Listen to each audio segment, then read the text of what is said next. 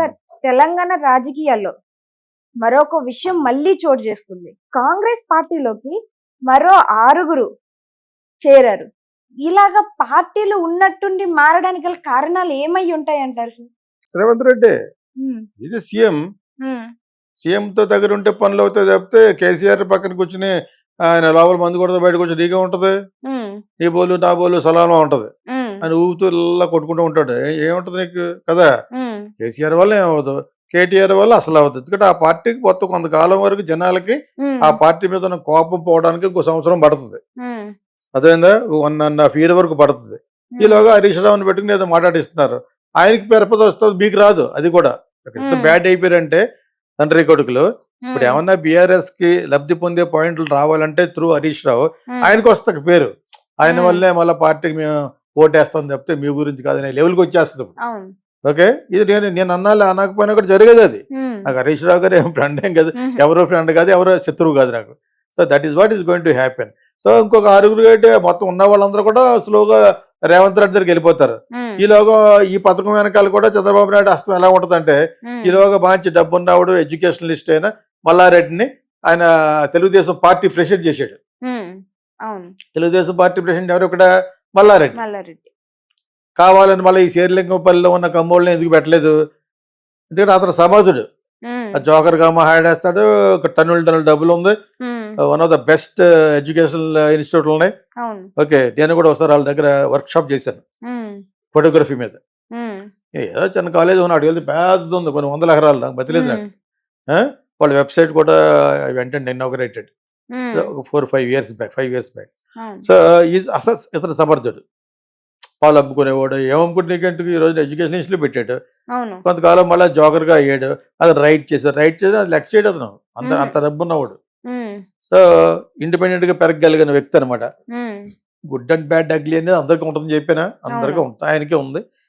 అతన్ని సెలెక్ట్ చేశాడు. ఒకప్పుడు తెలుగుదేశం అతను, ఎప్పుడు తెలుగుదేశం అతను. సో మళ్ళీ అతనికి ఇచ్చాడు చంద్రబాబు నాయుడు గారు. అతను మిల్లిగా బీఆర్ఎస్ లో ఉన్నవాళ్ళని, కాంగ్రెస్ లో ఉన్నవాళ్ళని మిల్లిగా పడద్దు టైం ఒక 3-4 years లో తెలుగుదేశాన్ని ఒక లెవెల్ పట్టుకెళ్ళగలడు. చంద్రబాబు నాయుడు ఇక్కడ సీఎం అయిపోతానంటే జనాలు ఓటేరు, కానీ తెలంగాణ వాళ్ళే అవుతారు. పార్టీ ఓటే ఉంటుంది. పార్టీ తప్ప పార్టీ ఎక్కడన్నా ఉండొచ్చు. కేసీఆర్ అనుకోలేదు ఆంధ్రాలో టీఆర్ఎస్ పెడదామని, బీఆర్ఎస్ పెడదామని అనుకున్నాడు కదా. ఇతను అనుకోకుండా లేనిది అనుభవం లేనాడు. 40 సంవత్సరాల అనుభవం ఉన్న చంద్రబాబు నాయుడు కూడా తప్పుందా? అంచేత మల్లారెడ్డిని కరెక్ట్ గా సెలెక్ట్ చేశారని నా ఉద్దేశం. అదే రూట్ లో కేటీఆర్ ఇతను మనోడిని ఇరుకులు పెట్టాడు ఏదో విధంగా అక్కడెక్కడికి చేసుకుని. Okay, but what is the truth behind is వాళ్ళు ఎస్టాబ్లిష్ కావాలి. ఓకే, ఇప్పుడు మళ్ళా పూర్వవైపు రావాలని ఎవరెవరు ట్రై చేస్తారు? బీఆర్ఎస్ ట్రై చేస్తుంది. టీఆర్ఎస్ అసలు టీఆర్ఎస్ పేరు మార్చడమే వీళ్ళది బ్యాడ్. వీళ్ళకి అంటుకున్న దరిద్రమే బీఆర్ఎస్. వెంటనే మళ్ళీ నేషనల్ పార్టీ పెట్టేయడం, ఇవన్నీ చాలా చాలా అన్పార్డనబుల్ మిస్టేక్స్ చేశారు. క్షమించరాని మిస్టేక్. అన్పార్డనబుల్ అంటే క్షమించరాని తప్పులు, అంటే అన్పార్డనబుల్ మిస్టేక్స్ చేశారు చంద్రబాబు నాయుడు, కేసీఆర్, కేటీఆర్, ఆ అమ్మాయి. అర్థమైనప్పుడు సో ఇప్పుడు మంచి సమయం చూసుకుని కోటలో పాగా వేశారు తెలుగుదేశం వాళ్ళు ఓ పక్కన. అది కూడా ఎవరి కోఆపరేషను? ఒక విధంగా రేవంత్ రెడ్డి. కాకపోతే రేవంత్ రెడ్డికి మల్లారెడ్డికి పచ్చగడ్డేస్తే బగ్గుమంటది. కానీ మధ్యలో కవర్ చేసాడు. మల్లారెడ్డి 1 year గ్యాప్ లో రేవంత్ రెడ్డికి వెళ్ళి నాచుకొని పెట్టి అది కాదు ఎలా కాదు భయ్య అంటే అయిపోయింది. ఇద్దరు రెడ్లే మళ్ళీ. అర్థమైందా? ఆ విధంగా రేవంత్ రెడ్డి లైట్ క్లియరెన్స్ ఇచ్చాడు తెలుగుదేశానికి. తెలుగుదేశంలోకి వచ్చి ఆయన ప్రెసిడెంట్ అయిపోయాడు. ఇక్కడ అతను చూసుకుంటాడు. ఇంకా అతను వేరే పని లేదు. అతను ఎడ్యుకేషన్ ఇన్స్టిట్యూట్లు చూసుకోవడానికి బ్యూటిఫుల్ కోడలు ఉన్నారు, కొడుకులు ఉన్నారు, అల్లుళ్ళు ఉన్నారు. So they will take care. ఆయన మొత్తం సంపాదించి పెట్టాడు. So now he will take care of Telugu Desam. అర్థమైందా? మళ్ళా కాంగ్రెస్ లో రావడానికి ప్రయత్నించాడు, కానీ ఎందుకు రానివ్వలేదంటే రేవంత్ రెడ్డికి పర్సనల్ గా పడదు అతను అంటే. అర్థమైంది? ఇప్పుడు జనాలు కూడా వేరేగా మాట్లాడుకుంటారు కాబట్టి ఇందులో రాలేకపోయాడు. So Mallareddy is a correct person for Chandrababu Naidu మనిషి. అతను చంద్రబాబు నాయుడు పోయిన ఎలక్షన్లో కూడా బాగా డబ్బులు ఎవరికి వచ్చి పెట్టారంటే అతనే. అదేందా అంచేత ఆయనకి ఇచ్చారు. కరెక్ట్ చాయిస్ కూడా. సో ఈ మధ్యలో ఈ ట్రయాంగిల్ ఫైట్ లో దెబ్బ అయిపోయిన వాళ్ళు ఎవరు? బీఆర్ఎస్. ఎందుకంటే అందులో ఉన్న 6 మళ్ళీ ఎందుకు 6 అంటే మొత్తం వచ్చేస్తారు చూస్తూ ఉండు. ఎక్కడైతే పవర్ ఉంటుందో అక్కడికి వెళితే పనులు జరుగుతాయి కానీ ఆ ఎమ్మెల్యేస్కి. నేను ఇందా చెప్పాను కదా వేరే ఆంధ్ర గురించి చెప్పినప్పుడు, అక్కడ ఉండటం వల్ల ఏంటి ప్రయోజనం ఉండదు. ఇక్కడైతే కనీసం ఓకే మన పార్టీలోకి వచ్చారు కాబట్టి వీళ్ళు కొంచెం శ్రద్ధ చూపించి పనులు చేసి పెడతారు.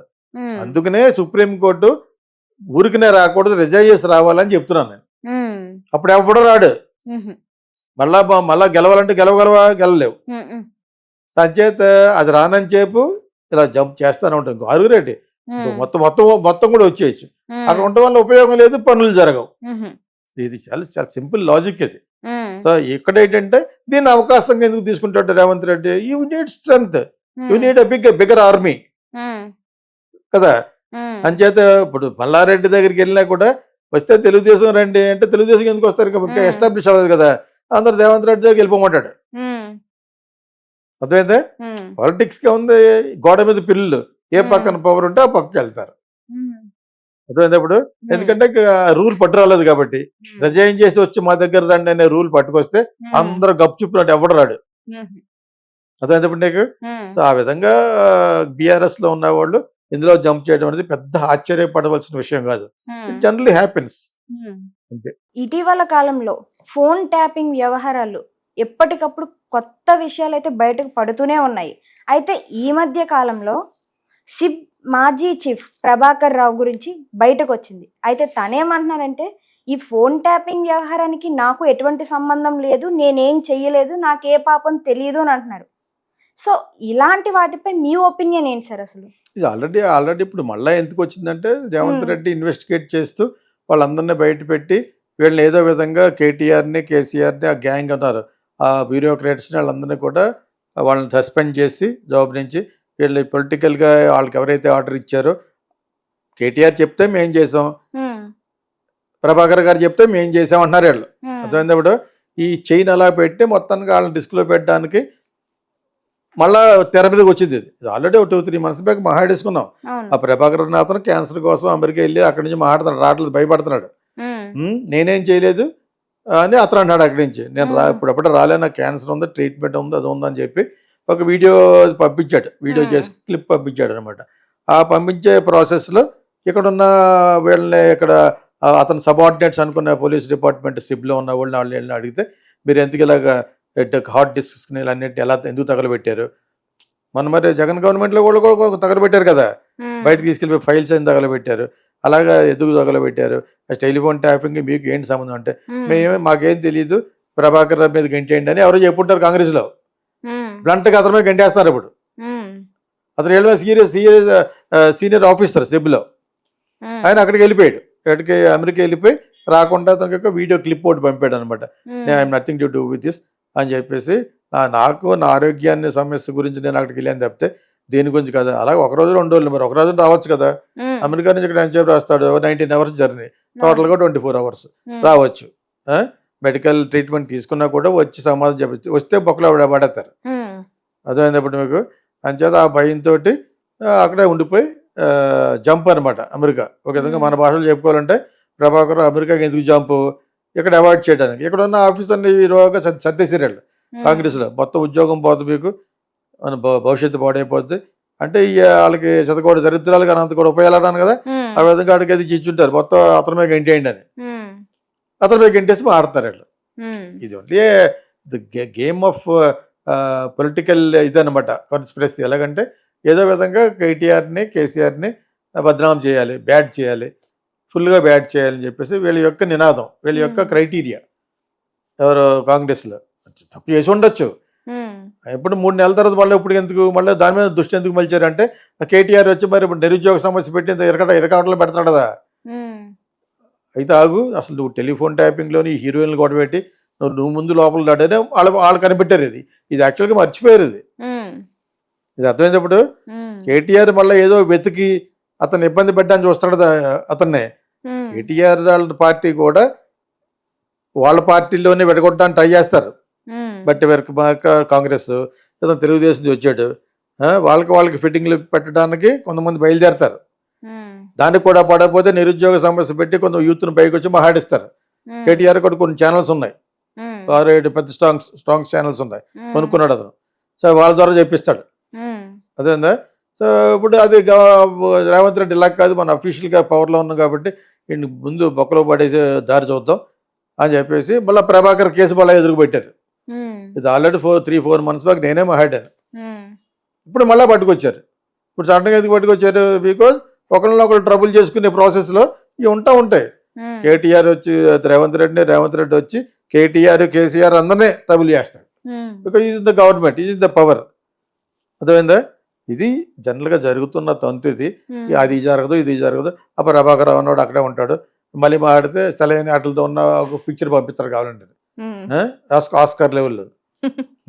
చంద్రబాబు నాయుడు గారు జైల్లో అయినప్పుడు అలా పెట్టాడు కదా, ఒక 50 రోజులు 60 రోజులు ఉన్న తర్వాత అలాగా వాళ్ళకు నటించి సెంటిమెంట్లకు బాగా వర్కౌట్ అయ్యి మంచి ఫోటోగ్రాఫ్ పంపిస్తాడు.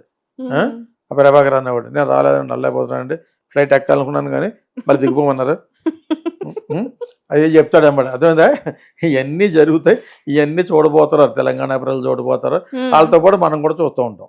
ఓకే, ఈ తెలంగాణ ప్రజల కోసం వాళ్ళకి ఏదో విధంగా కన్విన్స్ చేయడం కోసం వీళ్ళ పాపం అనిపించుకున్నాడుకో కేటీఆర్కి మంచి పక్కలు వస్తాయి.